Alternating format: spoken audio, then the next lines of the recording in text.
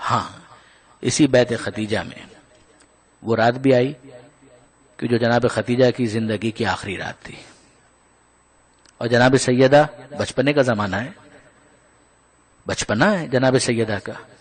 یہ بیٹی اتنی حساس ہے اپنے باپ کے معاملے میں کہ جناب سیدہ کا ایک نام ہے، ایک لقب ہے، ام ابیہا. کہہ رہے اس نے تو بیٹی ہو کر اپنے باپ کا ویسے خیال رکھا کہ جیسے ماں اپنی اولاد کا خیال رکھتی ہے. یہ اتنی حساس ہے، ام ابیہا ہے، اور وہ دیکھ رہی ہے کہ میری ماں کے جس نے میرے بابا کے لیے، دین کے لیے اتنی قربانیاں عطا کی، اب وہ اس کے جانے کا وقت آ گیا ہے، اس کی روح پرواز کرنے والی ہے. جناب ختیجہ کی وفات ہوئی. جناب ختیجہ شہادت بھی کہہ سکتے ہیں. 3 سال شیب ابی طالب کے اندر جو سختیاں بیوی نے برداشت کی ہیں، بلکہ بعض علماء تو یہاں تک کہتے ہیں کہ وہیں پر غذا کی قلت کے بعد یہ کیفیت ہو گئی تھی کہ ایک جڑی بوٹی کو بطور غذا استعمال کیا، جس کے اندر بظاہر زہر تھا، کہ جس کا نتیجہ یہ نکلا کہ جناب ختیجہ کی صحت گرتی چلی گئی. اور پھر وہ شب آ گئی کہ جس کو یاد کرنے کے لیے آپ یہاں پر اس وقت موجود ہیں، کہ جناب ختیجہ سلام اللہ علیہا رخصت ہو رہی ہیں، اس دنیا سے جا رہی ہیں. پیغمبر اکرم اپنے سامنے دیکھ رہے ہیں کہ یہ میری محسنہ، یہ اسلام کی محسنہ، یہ اسلام کو پالنے والی ہے، جس نے اپنی دولت اسلام کی نظر کر دی، وہ اس دنیا سے جا رہی. کوئی پوچھے جناب ختمی مرتبت کے دل پر کیا گزر رہی تھی؟ ساری زندگی بعد میں جہاں سے بات شروع ہوئی تھی کہ پیغمبر اکرم نے یاد کیا ہے، حکم پروردگار تھا کہ اما بنعمت ربک فحدث، اے حبیب جو آپ کے رب کی نعمت آپ کے اوپر آئی ہے آپ اس کو بیان کرتے رہیے. لہذا پیغمبر اکرم جناب ختیجہ کو بعد میں ہمیشہ یاد کرتے رہے. یہ جناب ختیجہ کی وفات ہو رہی ہے، جناب سیدہ ساتھ میں بیٹھی ہوئی ہیں، کھڑی ہیں، آنکھوں میں آنسو بھی ہے. جناب ختیجہ کا جنازہ تیار ہوا، جنت المالا تک لے کر جانا ہے. درمیان میں سوق اللیل وہ بازار پڑتا ہے کہ جس کے آثار بھی اب تو ختم ہو گئے. اس بازار سے گزار کر پیغمبر اکرم اس جنازے کو لے کر گئے. جناب امیر بھی ساتھ میں، بعض جو قریبی ساتھی ہیں وہ بھی ساتھ میں ہیں، اور جناب ختمی مرتبت جنت المالا میں اپنی اس محسنہ زوجہ کو دفن کر کے واپس آئے. وہاں گھر میں اسی بیت ختیجہ میں آپ کی اور میری شہزادی جناب سیدہ منتظر ہیں. یاد تو آ رہی ہے ماں کی. پیغمبر اکرم کو دیکھا کہ جنازہ لے کر گئے ہیں اور تنہا واپس آئے تو ایک سوال تو پوچھنے کا حق بنتا ہے نا، بابا یہ تو بتائیے میری ماں کہاں ہے، بابا یہ تو بتائیے میری ماں کو کہاں لے گئے. اب آپ دیکھیے کہ واقعاً جناب سیدہ جب یہ جملہ کہہ رہی ہیں تو پیغمبر اکرم کیا کریں گے؟ سینے سے لگائیں گے، سر پر ہاتھ رکھیں گے شفقت بھرا، اور کہیں گے فاطمہ پریشان مت ہو، کیا ہوا؟ اگر ماں نہ رہی تو کیا ہوا، میں تو موجود ہوں. اسی طریقے سے اگر کسی کی ماں اس دنیا سے رخصت ہو جائے، کسی کا باپ اس دنیا سے رخصت ہو جائے، اسی طرح سے اسے دلاسا دیا جاتا ہے نا. مگر اے فاطمہ زہرا آپ پھر بھی خوش نصیب ہیں کہ اگر گھر سے ماں کا جنازہ نکلا ہے تو اتنی محبت کرنے والا رحمت للعالمین باپ سر پر ہاتھ رکھنے کے لیے موجود ہے. مگر بی بی کیا آپ نے کربلا میں سکینہ کا حال نہیں دیکھا؟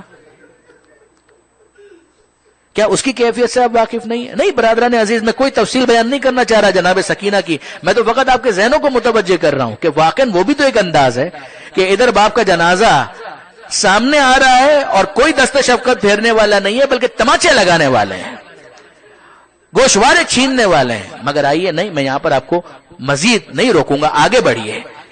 یہ جناب ختیجہ جن کے اتنے احسان ہیں، ایک اس بی بی کو فرض کریں اور ایک اس بی بی کو فرض کریں کہ جس کو پیغمبر کہا کرتے تھے یا امی بعد امی، اے میری ماں کے بعد میری دوسری ماں.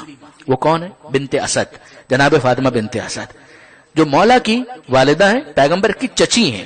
یہ ختیجہ کے احسانات یہ آپ کے سامنے ہیں. وہ جناب بنت اسد جنہوں نے پیغمبر اکرم کو پالا ہے، کہتے ہیں میری ماں کے بعد میری دوسری ماں. اور ان دونوں کی کیفیت کیا ہے؟ دیکھیں برادران عزیز، 2 روایتیں مجھ سے سنیے اور پھر میں آپ سے اجازت لے لوں. کتاب کا نام ہے بیت الاحزان، لکھنے والے ہیں شیخ عباس کمی. شیخ عباس کمی نے چھٹے امام کی یہ حدیث نقل کی. وہ کہتے ہیں کہ چھٹے امام نے آنسوؤں کے ساتھ ایک جملہ کہا کہ تمہیں معلوم ہے کہ قیامت کے میدان میں پہلا مقدمہ کس کا پیش کیا جائے گا؟ پہلا مقدمہ قیامت کے میدان میں کس کا پیش کیا جائے گا تمہیں معلوم ہے؟ چھٹے امام کہتے ہیں کہ وہ آنکھیں ٹھنڈی نہ ہوں جو اس روایت کو سنے اور ان آنکھوں میں آنسو نہ ہو۔ آپ جانتے ہیں کہ میں سخت جملے کہنے کا عادی نہیں ہوں، مگر یہ چھٹے امام کے جملے ہیں۔ بیت الاذان شیخ عباس قمی کہتے ہیں، لوگوں نے کہا نہیں مولا ہمیں نہیں معلوم پہلا مقدمہ کس کا پیش ہوگا۔ ذہن میں آتا ہے نا کہ شاید علی اکبر کا مقدمہ پہلے پیش ہوگا، عباس کا مقدمہ پہلے پیش ہوگا، خود امام حسین کا مقدمہ پہلے پیش ہوگا، مگر نہیں، چھٹے امام کہتے ہیں پہلا مقدمہ زہرا کے اس لال کا پیش ہوگا جسے اس دنیا میں زندہ آنے کا بھی موقع نہیں ملا، وہ محسن کا مقدمہ ہوگا۔ اور محسن کا لاشا لے کر کون آئے گا؟ محسن کا لاشا لے کر آئیں گی جناب خدیجہ اور جناب بنت اسد۔ یہ دونوں بیویاں کہ جن کا اسلام پر احسان ہے، رسول پر احسان ہے، یہ دونوں بیویاں اس ننھے شہید کا لاشا لے کر آئیں گی اور کہیں گی کہ اے پروردگار، کیا زہرا کے اس لال کو دنیا میں آنے کا حق نہیں ملنا چاہیے تھا؟ یعنی جناب خدیجہ کو حق ہے یا نہیں کہ وہ کہیں کہ اے پروردگار میں نے اپنا سب کچھ تیرے دین پر نثار کر دیا، کیا امت کو یہی سلوک کرنا چاہیے تھا میری زہرا کے محسن کے ساتھ؟ اسے زندہ بھی اس دنیا میں نہیں آنے دیا گیا۔ مالک اس مقدمے کا فیصلہ ہم چاہتے ہیں۔ جناب بنت اسد کہیں گی گویا کہ اے پروردگار تیرا حبیب مجھے اپنی ماں کہا کرتا تھا، میرے علی کے لال کے ساتھ یہی ہونا چاہیے تھا۔ جناب بنت اسد اور جناب خدیجہ یہ مقدمہ پیش کریں گے، مگر اب سوال ذہن میں آتا ہے کہ محسن کا لاشا تو زہرا کے ہاتھ میں ہونا چاہیے تھا، یہ مقدمہ یہ تو جناب سیدہ کو پیش کرنا چاہیے تھا۔ یہ جناب خدیجہ اور جناب بنت اسد یہ مقدمہ پیش کر رہی ہیں تو جناب سیدہ کیوں لے کر نہیں آئیں؟ عزیزو یہ معمہ حل نہ ہوتا اگر مال سبتین کی یہ دوسری روایت نہ ہوتی جو یہ بتاتی ہے کہ زہرا کے ہاتھ خالی کہاں ہیں۔ زہرا کے ہاتھ خالی کہاں ہیں؟ زہرا کے ہاتھوں میں پہلے ہی کچھ موجود ہے، اور وہ کیا ہے؟ روایت کا جملہ یہ ہے کہ اذا کان یوم القیامہ، کہ جب قیامت کا دن ہوگا، واشتد الامر علی الناس، اور لوگوں پر معاملہ بہت سخت ہو جائے گا، بعث رسول اللہ امیر المومنین الی فاطمہ، اس وقت اللہ کا رسول کہے گا علی جاؤ فاطمہ زہرا کے پاس تاکہ وہ مسند شفاعت پر آئیں اور لوگوں کی شفاعت کے لیے خدا سے درخواست کریں۔ اس وقت مولا آئیں گے اور جناب سیدہ سے کہیں گے مد دخرت لاجل هذا المقام، اے زہرا یہ امت کی شفاعت کا موقع ہے، کوئی سامان شفاعت بھی ہے، کچھ سامان شفاعت بھی ہے۔